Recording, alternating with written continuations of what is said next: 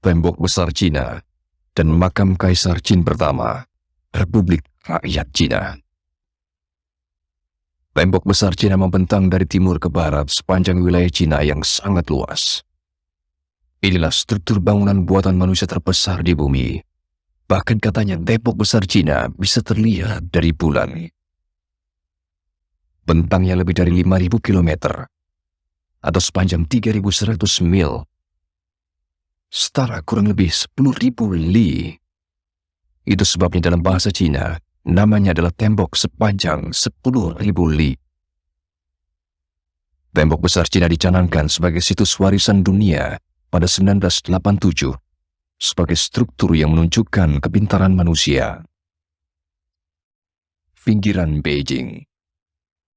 Tembok besar dibangun di atas permukaan pegunungan tinggi ini, yang memperlihatkan daratan di bawahnya. Tanah di daratan sebelah utara pegunungan ini tidak cocok untuk pertanian, karena curah hujannya sedikit dan seringkali membeku. Tembok besar memisahkan batas bagian utara dengan daratan yang subur, yang juga termasuk upaya paling awal manusia untuk membuat garis batas negara yang jelas. Tujuan utama pembuatan tembok besar adalah untuk mencegah invasi dari suku-suku pengembara berkuda yang berkelana di daratan bagian utara, yang berada di sebelah utara tembok, wilayah mereka. Sementara di sebelah selatan tembok adalah wilayah kami. Tembok besar dibangun selama beberapa periode bertahun-tahun lamanya.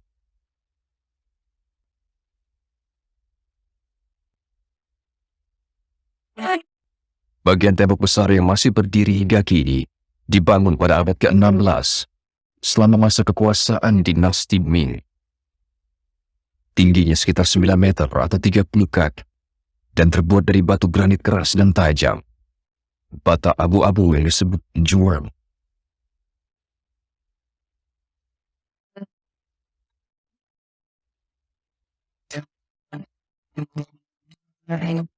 Tembok besar berdimensi lebar 4 hingga 5 meter atau 13 hingga 16 kaki dan digunakan untuk memfasilitasi pergerakan pasukan militer berjumlah besar.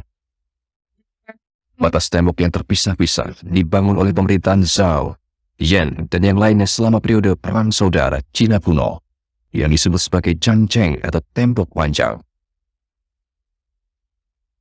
Orang yang pertama kali mempersatukan negara Cina adalah Kaisar pertama, Qin.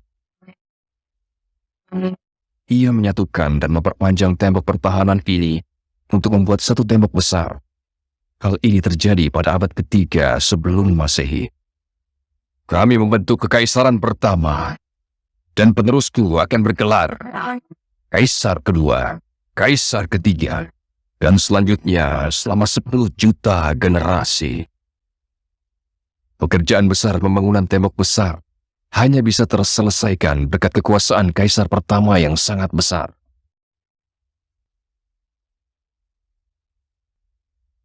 Situs arkeologi yang memperlihatkan kekuasaan yang sangat besar dari Kaisar Qin pertama ditemukan di dekat kota Xi'an.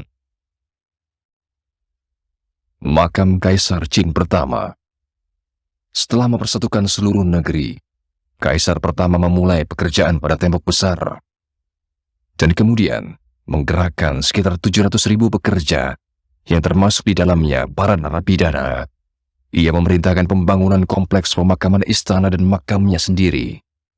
Artefak dalam jumlah besar yang ditemukan saat menggali area di sekitar makamnya mengejutkan dunia.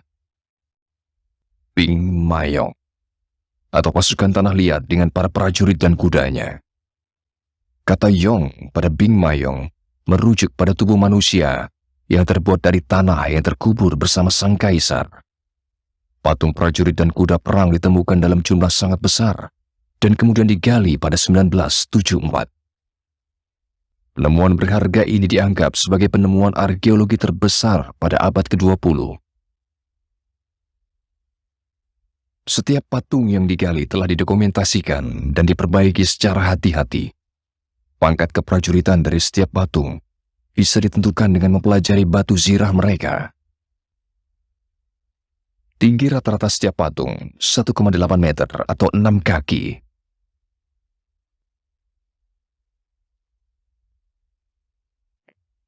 jauh lebih besar daripada manusia kebanyakan, dan tidak satupun yang berwajah sama. Hingga saat ini lebih dari 6.000 prajurit telah diangkat. Diperkirakan jumlah keseluruhannya mencapai kurang lebih 8.000 prajurit jika proses penggalian selesai. Konon, sebelum masa penggunaan kata yong atau patung manusia terbuat dari tanah yang dikubur bersama orang mati, prajurit yang sebenarnya lah yang dikubur hidup-hidup bersama tuannya saat ia meninggal.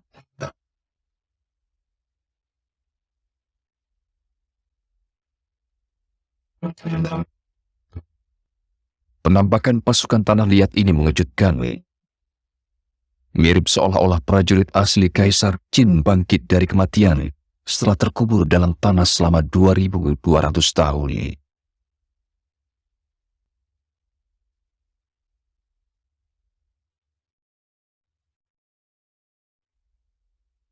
Xi'an, ibu kota provinsi Shanxi. Saat kota ini menjadi pusat kedudukan dinasti Qin bernama Xianyang, dan kemudian bernama Chang'an saat menjadi ibu kota pemerintahan dinasti Han dan Tang. Chang'an adalah titik awal dan sekaligus terminal utama jalur sutra, gerbang barat tembok yang menaungi kota. Jalur sutra berawal dari gerbang barat ini dan digunakan untuk mengangkut sutra dan barang-barang berharga dari kebudayaan Cina ke tempat tujuan yang jauh seperti Laut Mediterania hingga Roma. Sutra sangat bernilai tinggi di Eropa dan dianggap bernilai setara dengan emas. Tembok besar berfungsi sebagai dinding perlindungan dari para pengembara berkuda yang kejam dari suku-suku utara dan menjauhkan mereka dari jalur sutra.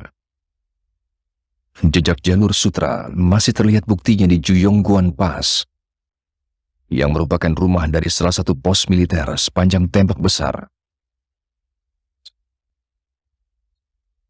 Lengkungan dari marmer didirikan pada abad ke-14 saat dinasti Yuan. Sebuah gambar timbul eksotis bernilai seni tinggi menghiasi bagian luar lengkungan.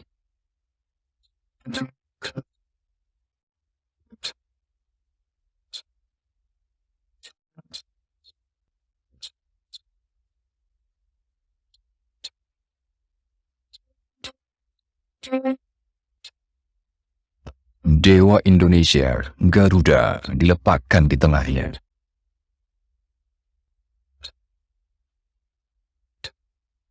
Kereta dari berbagai negeri telah melintasi wilayah ini, yang dianggap sebagai titik pertemuan aman perdagangan antara barat dan timur.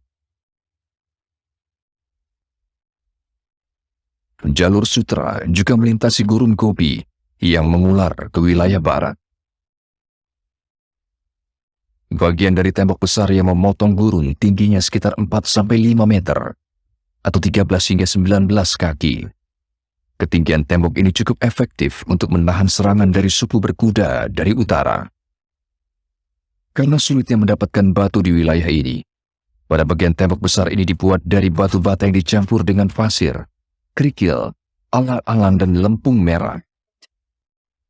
Hal inilah yang menjelaskan kenapa ada perbedaan penampakan antara bagian tembok ini dengan yang dekat Beijing. Inilah Jiayuguan Pass di kawasan barat tembok besar. Inilah pangkalan militer terdepan yang dibangun pada masa dinasti Ming. Bangunan ini panjangnya 160 meter atau 525 kaki dari timur ke barat dan utara ke selatan. Sekitar 200 hingga 300 prajurit bisa bermarkas di sini. Hanya satu batu bata inilah yang kini tersisa dari konstruksi Jiayuguan Pass.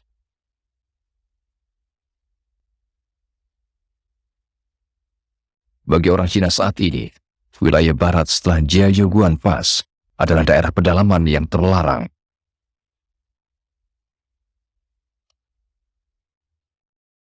...250 km atau 155 mil ke arah barat dari Jiayuguan Pass adalah Ansi, salah satu oase utama di gurun Gobi. Pakaian dan ekspresi wajah dari orang-orang yang bergabung di pasar mencerminkan tipikal sikap terbuka orang-orang dari kawasan barat Cina.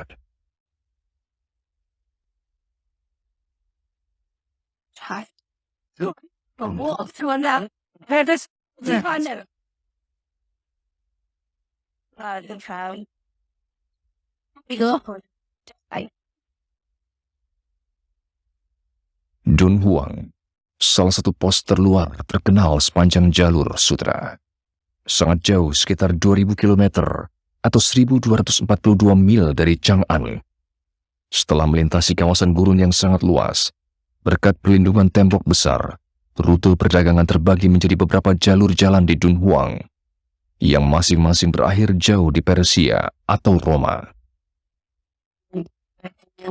Cina di dalam, bangsa barbar di luar. Tembok besar menjadi dasar perjuangan antara yang di dalam dan yang di luar. Tapi sejarah menunjukkan, tidak ada pemenang yang sebenarnya dalam perjuangan berkelanjutan ini. Perang berdarah yang dimainkan oleh tembok besar di masa lalu Cina sudah lama berakhir.